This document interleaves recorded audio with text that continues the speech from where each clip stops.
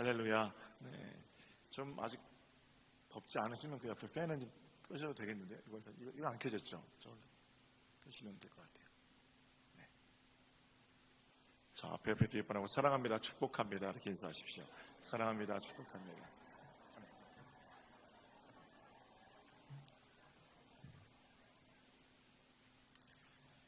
우리 저기 마이크 시스템이 좋아져서 저걸 켜도 잘 들리실 거예요. 그런데 뭐 기왕이면 너무 더울 때는 할 수 없이 켜고 예배를 해야 되지만 지금은 전화 이렇게 두꺼운 걸 쓰고 있으니까 덥지, 여러분은 안 더우시잖아요. 더우세요? 낮에 11시에는 아마 켜야 될지도 모르겠습니다. 자, 지난 2011년에 하나님께로 돌아가신 소설가이자 수필가인 박완서 선생은 살아생전의 주옥 같은 책들을 참 많이 집필했습니다. 대표적인 책으로 그 많던 싱어는 누가 다 먹었을까, 엄마의 말뚝, 이런 것들은 여름이 되니까 좀 힘들긴 하지만 에어컨 틀린 방에서 커피 놓고 읽을 수 있는 아주 좋은 책들입니다. 저는 그 선생님의 책 중에서 그런데 한 말씀만 하소서라는 책이 참 좋습니다. 지난주 한 주간 동안에 오늘 설교를 위해서 또 학교에서 비슷한 그 주제를 가지고 강의해야 되는 그런 과제가 있어서 제가 다시 그 책을 정독했습니다. 준비한 화면이 있는데 좀 띄워주시죠. 한 말씀만 하소서라는 그 책은 박완서 선생의 일기를 옮겨놓은 그런 책입니다. 그냥 일기가 아니고요, 하나님을 향한 탄식일기, 원망일기라고 할 수 있습니다. 1988년도에 온 나라가 서울올림픽으로 떠들썩할 때 박 선생님은 아들을 교통사고로 잃게 됩니다. 그때 아들은 26살이었고요.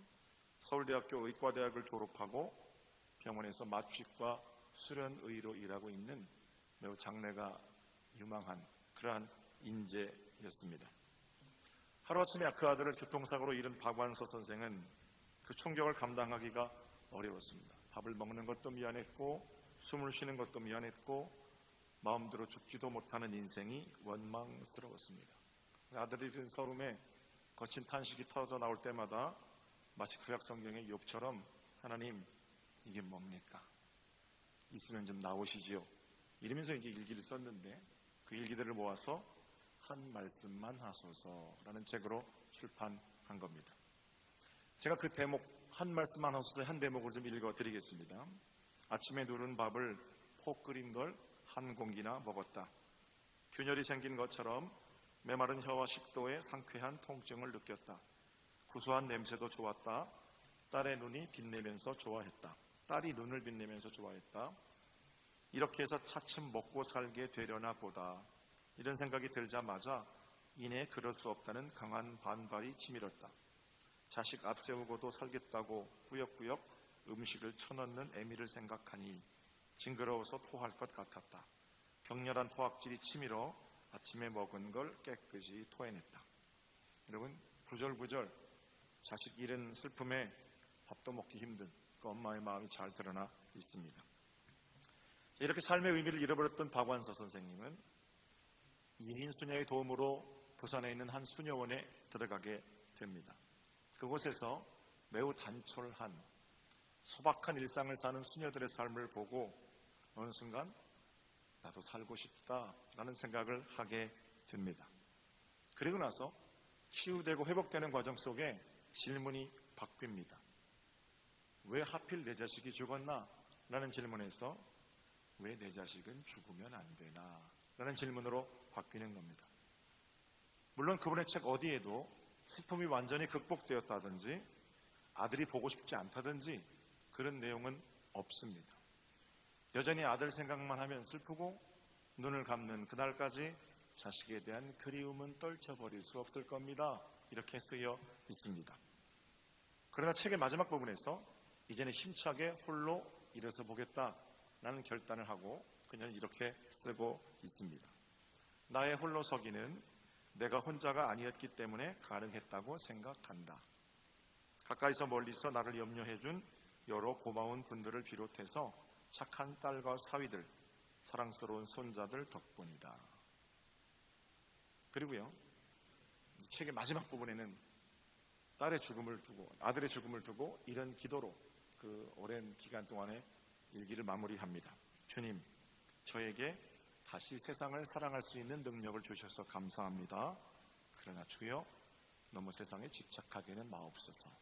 그리고 이제 책이 끝나요. 마지막 장을 덮으면서 참 많은 생각을 하게 하는 좋은 책이다라는 생각을 했습니다. 사랑하는 사람의 죽음과 남은 자의 고통에 대해서 비슷한 얘기를 또 다른 작가 이어령 선생님을 통해서 저는 들을 수 있었습니다. 이어령 선생 역시 사랑하는 딸을 먼저 하나님께로 보냈습니다. 딸에게 보내는 굿나잇 키스라는 책에서 이어령 선생은 가난한 글쟁이로 살아온 젊은 날들을 회상합니다. 집을 장만하려고 글을 쓰지 않으면 안 되는 그런 상황에서 열심히 글을 쓰고 딸에게 한번 뽀뽀 한번 못해준 그런 젊은 날의 자신을 회상하면서 이렇게 쓰고 있습니다. 받을 수는 없겠지요. 먼저 간 딸에게 보내는 편지입니다. 만일 지금 내게 30초의 시간이 주어진다면, 그래 미나야, 딱 한 번만이라도 좋다. 낡은 비디오 테이프를 되감듯이 그때 옛날로 돌아가자. 나는 그때처럼 글을 쓸 것이고 너는 엄마가 사준 레이스 달린 하얀 잠옷을 입거라. 이번에는 머뭇거리며 서 있지 않아도 된다. 나는 글 쓰던 펜을 내려놓고 익달만 책장을 덮고 두 팔을 활짝 편다. 너는 달려와 내 가슴에 안긴다. 굿나잇 미나야, 잘 자라 미나야. 미나는 이어령 선생님의 딸 이민아 목사입니다. 이민아 목사는 미국과 한국에서 최고의 교육을 받은 엘리트 목사였습니다. 그리고 그녀 역시 자신의 아들을 먼저 하나님께로 보내는 아픔이 있는 여인이었습니다. 이어령 선생은 손자도 하나님께 가고 딸도 하나님께 가는 그런 아주 굉장히 큰 슬픔을 만나게 된 거죠. 사람들이 이어령 선생님한테 와서 묻습니다. 어떻게 손자도 보내고 딸도 보내는 그 슬픔을 극복하셨습니까? 아마 사람들이 기대했던 대답은 천국에서 다시 만나겠지요. 기독교 신앙으로 이겼습니다. 최근에 그분이 기독교인이 되셨거든요. 아마 이런 대답을 기대하고 그런 질문을 했을 겁니다. 이어령 선생은 어떻게 그 슬픔을 극복했습니까? 라는 질문에 대해서 이렇게 대답합니다. 나는 아직도 슬픕니다. 딸이 보고 싶어 견딜 수 없습니다. 사람들이 천국 갔으니까 편안해졌을 거다 이렇게 나를 위로하지만 그런 말들은 내게 하나도 위로가 되지 않습니다. 내가 믿음이 없어서인지는 모르지만 오히려 그 말은 더욱더 비수가 되어 나를 찌릅니다. 단 함께 슬퍼하고 함께 울어줄 수 있다는 기독교인들이 있다는 것, 그게 가장 큰 위안거리입니다. 그러면서 기자들에게 또 그 질문을 하는 사람들에게 자기가 가지고 있는 생각을 말해요. 여러분, 어떻게 살아도 죽는 것보다 사는 게 나은 겁니다. 이렇게 얘기해요. 지금 아픔을 느낀다는 건 행복한 겁니다. 그러므로 살아있는 동안에, 생명이 있는 동안에 감사하면서 즐기면서 멋지게 살아내세요. 이러고 이제 자기 인터뷰를 마칩니다. 자, 저는 이 두 분의 이야기를 읽으면서 어떤 생각을 했냐면, 그동안 저도 목사로 죽음 앞에서 수많은 설교들을 했거든요. 내가 했던 설교들이 너무 가볍지 않나? 그런 반성을 좀 해봤습니다. 저는 되게 장례식에 가면 5편, 6편 정도의 설교를 준비해서 적절하게 상황에 맞게끔 설교를 합니다. 여러분, 이분이 시기에 돌아가신 거는 슬픈 게 아닙니다. 천국 가는 길이기 때문입니다. 이 땅에 살면서 얼마나 고단한 삶을 살았습니까? 그 수고하고 무거운 짐을 다 내려놓는 길입니다. 그러면 박수하며 보내드리십시오. 넬슨 만델라 대통령 그 장례식을 좀 보세요. 박수하면서 관이 보일 때까지, 그게 기독교인들의 장례식입니다. 정말 그렇게 설교했고요. 예수님은 살아생전 친구가 되시고 숨이 끊어지는 그 순간부터 이분의 친구가 되시니까 슬퍼하지 말아야 합니다. 수많은 설교들을 제가 장례식에 했습니다. 그런데 그 두 분의 처절한 눈물 앞에서 내가 너무 가볍지 않았나? 구구절절 제가 했던 설교들이 틀린 말씀은 아니고 성경에 분명히 언급되어 있는 말씀을 가지고 설교를 했음에도 불구하고 제가 그런 반성을 하게 된 것은 나는 과연 슬퍼하는 사람들의 눈물에 공감하고 있는가? 그들의 눈물의 깊이를 헤아리며 설교의 자리에 나섰던가 하는 반성입니다. 그저 죽음의 순간에 공식처럼 읊조리는 멘트는 아니었던가? 사랑하는 성도 여러분, 죽음은 슬픈 겁니다. 천국으로 가든 지옥으로 가든 그건 슬픈 겁니다. 제가 아주 오래전에 한 장례식에 참석했는데 예배를 보는데 이상하게 예배를 보는 거예요. 며칠 후 요단강 건너가 만나리, 그 찬양을 하는데 장례식 참석한 사람들이 막 박수를 치면서 그 찬양을 하는 겁니다. 제가 그 옆에 가가지고 장례식에서 박수를 치고 찬송하면 어떡하냐고. 그분들이 우리 어머니 유언이셨습니다. 제가 마음이 좀 좋아야 되는데 이상하게 저는 마음이 그 자리에서 좀 불편하더라고요. 여러분, 그렇게 유언하지 마세요. 인간적으로 보이지 않았습니다. 사람이 슬플 땐 울어야 되고요, 기쁠 때는 웃어야 됩니다. 그리고 천국 가는 일은 물론 기쁜 일입니다만 슬픔의 터널을 통과한 기쁨이에요. 사랑하는 사람이 죽었는데 그 순간 박수치면서 찬양하는 그런 사람이 인간다워 보이지 않아서 이해할 수가 없다라는 거예요. 헤어진다는 건 일단 슬프고 서운한 일임이 분명하거든요. 1999년에 8월 달에 제 동생이 첫 번째로 미국으로 유학을 갔습니다. 감리교 최초의 선교사 아펜젤러 선교사인데, 아펜젤러 선교사가 졸업한 대학이 드루 대학교입니다. 뉴저지에 있는 대학이에요. 그리고 그 미연합 감리교에 속한 13개 대학 중에서 그래도 괜찮은 대학입니다. 드루 대학교에서 전액 장학금을 받고 제 동생이 유학을 갑니다. 공부는 제가 좀 더 잘했던 것 같은데 하나님께서 동생의 길을 열어주셔서 한 20년 전 일이에요. 그러니까 얼마나 기쁜 일입니까? 물론 그 당시에도 유학은 참 많이 갔어요. 그럼에도 불구하고 드루 대학교의 전액 장학금으로 좋은 성적으로, 그리고 이제 거기 가면 결혼도 하고 가는 길이었고요. 거기 가면 좋은 교회도 파트타임으로 일할 수 있어서 여러 가지 요건이 마련된 그런 유학길입니다. 인천공항에서 제 둘째 동생을 배웅할 때 아버지 어머니 저 그리고 그 당시에 77세 되신 저희 외할머니가 함께 배웅을 했습니다. 미국 유학 그거 아무나 갑니까? 기쁜 일이지요. 교회도 맡아서 가고 공부도 하러 가고 돈도 안 든다는데 얼마나 복된 일입니까? 그런데 마지막에 동생이 이제 공항 출입국 게이트에서 들어가고, 그리고 우리가 나오려고 그러는데 저희 할머니가 우시는 거예요. 저희 할머니 보신 분들은 아시겠습니다만 여관에서 나누시는 분이십니다. 굉장히 강한 분이거든요. 제가 할머니한테 할머니 왜 우세요? 우리 할머니 말씀이 나 살아있는 동안 우리 명선 목사님 얼굴 한 번도 못 볼까봐 울어요. 그러시는 거예요. 17년, 18년 지났거든요. 아직까지 건강하게 살아계시고요. 언젠가는 헤어지겠죠. 명문대학으로 좋은 공부를 하기 위해 미국으로 떠나는 건 기쁜 일이죠. 그러나 그 기쁜 일도 가족과 헤어지는 것이기 때문에 슬픈 겁니다. 지금도 그러는 거예요. 미국과는 비교도 안 되는 천국 가는 길 왜 박수하며 못 보내느냐, 그렇게 섣불리 얘기하시면 안 돼요.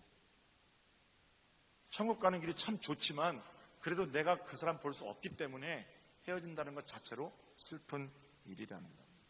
나를 보내셨던 곳으로 되돌아가는 것 경사스러운 일이지요. 참으로 박수하며 보내는 것이 기독교인들의 죽음에 대한 바른 자세인 것은 분명합니다. 그러나 아무리 좋은 길이라도 헤어지는 것 자체는 슬픈 일이라는 겁니다. 장례식장에 가셔서 그 사람의 눈물을 헤아리는 마음 없이 섣불리 판단하고 위로하고 권면하고 그러지 않으시면 좋겠어요.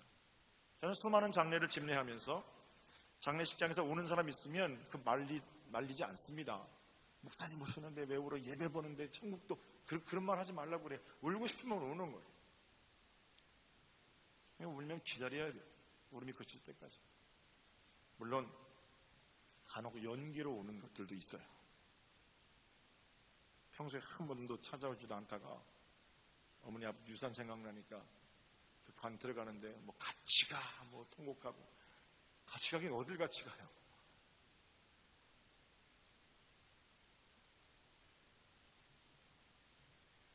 대부분의 사람들은 헤어지는 자리에서 헤어짐의 슬픔 때문에 우는 겁니다. 그러니까 눈물이 나면 울어야 되고 통곡도 해야 합니다. 바로 그 자리에 가서 울음 그쳐, 천국 가셨잖아, 이렇게 말하는 게 믿음 좋은 게 아니라는 거예요. 어디로 가셨는지 가르쳐주는 속장이 필요한 게 아니에요. 그 슬픔에 함께 손잡아주고 함께 눈물을 흘려주는 그런 속장, 그런 목사가 필요한 거예요. 자, 이 정도 하고요. 오늘은 기도에 대한 7분의 시간으로 제가 긴 말씀 드리지 않으려고 그럽니다. 죽음, 특별히 사랑하는 사람의 죽음, 우리 자신의 죽음, 이 수많은 죽음들 앞에서 우리는 어떤 기도를 드려야 하는가, 2가지 말씀을 드릴 건데요. 첫 번째는 감사 기도입니다. 그럼에도 불구하고 감사 기도. 오늘 본문의 사도 바울은 이렇게 말합니다. 오직 모든 일에 기도와 간구로, 아무것도 염려하지 마십시오. 오직 모든 일에 기도와 간구로 하나님 앞에 나서십시오. 그런데 어떻게 나서라고 그래요? 모든 일에 기도로 나설 때 감사함으로 아뢰라, 그렇게 말합니다. 여기서 모든 일에는 사는 일, 죽는 일이 다 포함되어 있는 겁니다. 여러분, 살아가는 일, 그 만사 속에서만 감사로 나서십시오, 이렇게 안 그러고 사는 일, 죽는 일, 우리 인생 가운데 벌어지는 모든 일에 감사로 하나님께 나서라, 이렇게 권면하고 있습니다. 쉽지 않죠. 내 딸이 죽었는데, 내 아들이 죽었는데 감사하라, 이게 말이 안 되지요. 설교를 준비하면서 나는 과연 감사할 수 있을까? 자신이 없어요. 아마 그렇게 기도할 수 있는 사람들은 아주 특별한 믿음을 가진 사람들이거나 머리가 좀 이상한 사람이거나 둘 중에 하나일 겁니다. 그 자리에서 슬픔을 당한 순간에 무릎을 꿇고 오 하나님 감사합니다 라고 기도하는 것은 거의 불가능합니다. 그러나 통곡, 슬픔, 충격, 이런 바람이 지나가고 나면, 실컷 그 슬픔 때문에 울고 난 후라면 얘기는 달라집니다. 통곡 이후에는 얼마든지 감사의 조건들을 찾을 수 있습니다. 희희낙낙하면서 난 죽은 딸, 죽은 아들 하나도 안 보고 싶어요, 이렇게 말하는 사람은 없지만 하나님 그래도 감사해요 라고 기도할 수는 있다라는 겁니다. 앞서 살펴본 박완서 선생의 책 한 대목을 제가 좀 더 읽어볼게요. 이게 이제 회복이 좀 돼서 통곡, 아주 거친 통곡과 파도가 지난 다음에 박 선생이 쓴 글입니다. 나는 실로 오래간만에 웃기도 하고 간간히 질금질금 울기도 했다. 앞으로 내 아들이 없는 세상에 나가서 시도해야 할 홀로서기가 한결 덜 두렵게 여겨졌다. 그래, 나에겐 딸이 4이나 되지 않나. 그 애들이 내 홀로서기를 힘껏 도와주리라. 나는 그동안 딸들 생각을 너무 안 했다. 중간에 좀 생략하고요. 송별년에 나와준 수녀님들 중 조데레사 수녀도 끼어 있었다. 그녀는 착해 보인다는 것 말고는 드러나지 않는 평범한 수녀였다. 그러나 나에게는 특별한 수녀였다. 하필 내가 왜 이런 일을 당해야 하나 라는 원망으로 똘똘 뭉친 마음에 왜 당신이라고 그런 일을 당하면 안 되는가 하고 당돌한 반문을 일으킨 수녀였다. 여러분, 죽음이라는 슬픔이 감사로 바뀌려면 시간이 필요합니다. 그러나 시간이 모든 것을 해결해 주는 건 아니에요. 시간과 함께 가장 필요한 것은 믿음입니다. 믿음에 눈뜨게 되면 그런 처절한 슬픔 속에서도 감사의 조건들을 발견할 수 있지 않을까, 그런 생각을 좀 해봅니다. 이제까지 살게 하신 게 감사하고, 이만큼 살게 하신 것 감사하고, 사랑하는 가족들 주신 것 감사하고, 무엇보다 천국 백성 되게 하신 것 감사하고, 그런 감사의 마음을 올려드릴 때 비로소 치유가 시작되는 거죠. 사랑하는 성도 여러분, 저는 저와 여러분의 믿음이 자라서, 날마다 자라서, 지금 당장은 그게 아니더라도 자라서 죽음 앞에서도 감사할 수 있는 그런 조건들을 찾고 엎드리는 복된 믿음 되기를 우리 주님의 이름으로 축복합니다. 2번째, 죽음 앞에 드릴 수 있는 우리의 2번째 기도는 교훈, 죽음의 의미, 하나님 이런 것들을 깨닫게 해주세요 라는 기도입니다. 죽음은 우리에게 강력한 선생님입니다.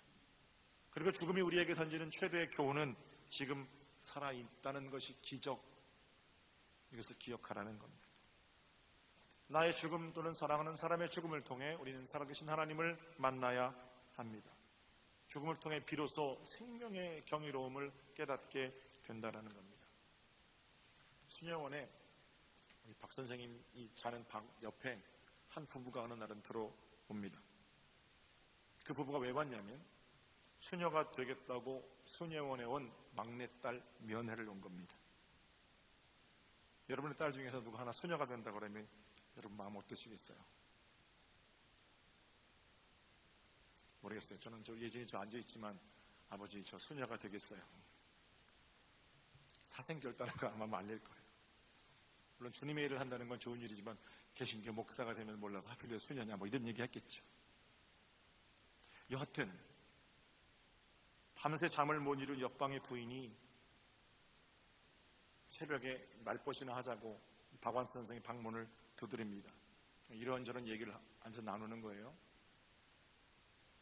그 가운데 알게 된 사실은 지금 그 부인은 3남 2녀를 두고 있고 수녀원에 들어온 막내딸은 얼마 전까지 큰 병을 앓았었고 그 병이 나았는데 거기서 받은 위로 때문에 수녀가 되겠다고 결심하고 수녀원에 들어왔다는 겁니다. 그러니까 안절부절하는 거예요. 이 부인이 밥맛도 없고요, 살고 싶지도 않고요, 막내딸이 수녀가 되겠다니까 정말 죽겠어요 이러고 얘기를 하는데 박완 선생이 들으니까 아주 짜증 나잖아요. 그래서 이렇게 말했답니다. 아주머니, 나는 외아들이 죽었습니다. 그래도 여기서 밥 잘 먹고 잠 잘 자고 살아있습니다. 죽겠다는 말 하지 마세요. 그 부인이 미안한 나머지 황망히 그 자리를 떠났다는 겁니다. 물론 책에서 박 선생님이 이렇게 말합니다. 남의 고통을 위로하려고, 남의 고통을 치료하는 약을 쓰려고 내 아들 데려가신 거 나는 그걸 못 받아들입니다. 맞아요. 남의 고통을 치료하려고 내 아들 데려갔다는 걸 받아들일 수 있는 부모가 어디 있어요. 하나님 가혹하신 거죠. 더. 그런데 그건 내가 받아들이든 안 받아들이든 간에 나의 슬픔을 통해 다른 사람을 치료하시는 일을 하고 계시는 건 분명한 거예요. 사랑하는 성도 여러분, 죽음의 의미는 상처 입은 치유자로 나 또한 다른 사람을 고치시려는 하나님의 계획일 수도 있습니다. 중요한 것은, 분명한 것은 어떤 죽음이든 의미 없는 죽음은 없습니다. 그리고 죽음보다 강력한 교훈도 없어요. 장례식 집례하면서 제가 많이 보게 되는 건 가족들이 막 울거든요. 왜 우냐면 동방산천 외롭게 가는 사람이 불쌍해서 우는 게 아니에요. 나는 살아계실 때 우리 아버지 어머니께 뭘 해드렸나, 자기 자신이 회한스럽고 그래서 우는 거예요. 돌아가신 분이 뭐 감정이 있습니까? 슬픔이 있습니까? 뭘 느낍니까? 춥지도 않고 배고프지도 않아요. 그게 슬픈 게 아니고 살아있는 동안 변변히 해드린 게 없어서 우는 거예요. 그럼 명백해지죠. 살아있는 동안 변변히 해드린 게 없어서 울기 전에 해드릴 수 있을 때 최선을 다해서 해드리는 거예요. 그게 마지막에 죽음이 우리에게 던지는 생생한 교훈이기도 합니다. 그러므로 이렇게 기도해야 됩니다. 하나님 아버지 감사합니다. 사랑하는 사람이 죽었습니다. 더 잘 해드리고 싶은데 해드릴 방법이 없네요. 아버지, 내가 사랑하는 사람의 목까지 최선을 다해서 그렇게 살게 해주세요. 죽음보다 더 큰 교훈은 없어요. 우리 권사님 남편분이 저 뒤에 앉아 계시는데 교회에 나오셨어요. 제자훈련 작년에 받으면서 권사님 기도 제목이 뭡니까? 우리 남편이 신앙생활 하는 겁니다. 같이 나누고 기도했거든요. 지지난주에 오셨길래 장례식 끝나고 인사 오신 줄 알았어요. 어머님 돌아가셨거든요. 얼마 전에 권사님이시고. 제가 뵙고 선생님 이제 교회에서 자주 뵙기를 원합니다. 저는 그냥 장례식 감사하다고 인사 오신 줄 알았는데 그랬더니 우리 권사님 옆에 있다가 이제 안 빠지고 나올 거예요. 그래요. 왜 그렇습니까? 우리 어머니 유언입니다. 그랬어요. 들어가시면서 다른 건 몰라도 신앙생활은 꼭 해야 된다. 아들, 딸들은 그건 지키죠. 죽음은 가장 소중한 무엇인가를 가르치고 떠날 기회입니다. 사랑하는 사람들 몇 명을 또는 몇십 명을 하나님께 보내면서도 내 삶에 아무런 변화가 없다면 죽음 앞에 정직하게 서지 못하는 거죠.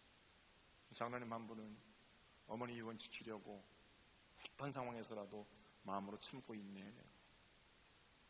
또 어떤 권사님은 사랑하는 형수의 죽음 때문에 다시 신앙생활을 열심히 하게 되고, 이처럼 사랑하는 사람의 죽음이 우리에게 던지는 숙제와 질문들은 가장 강력하기 때문에 우리는 죽음 앞에서 뭐라고 기도해요? 하나님, 내게 무엇을 말씀하시려고 합니까?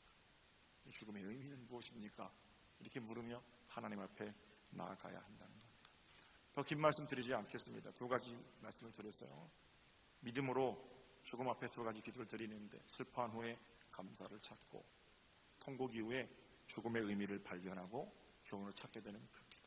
그 기도를 통해 삶과 죽음의 주관자이신 하나님 아버지 앞에 바르게 나아가는 복된 성도들이 되시기를 주님의 이름으로 축복합니다. 자, 기도드리겠습니다.